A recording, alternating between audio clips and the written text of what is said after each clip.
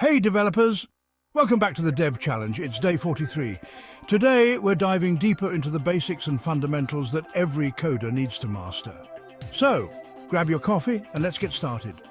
First up, let's talk about functions are the building blocks of your code. They allow us to write reusable pieces of logic that we can call upon whenever needed. Think of them as your code's personal assistants.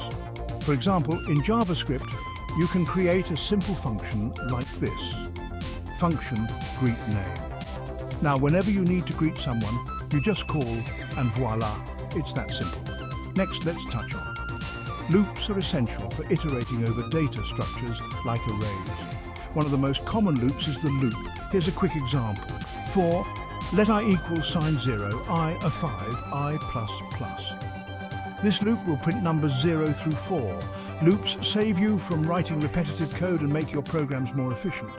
All right, moving on to conditionals help your code make decisions. The statement is the most basic form of a conditional. Check this out. Let age equals sign 18 if age equals sign 18. Else, this snippet checks if the age is 18 or above and prints an appropriate message. Conditionals are crucial for decision-making in your applications. Now let's talk about arrays are used to store multiple values in a single variable. Here's an example.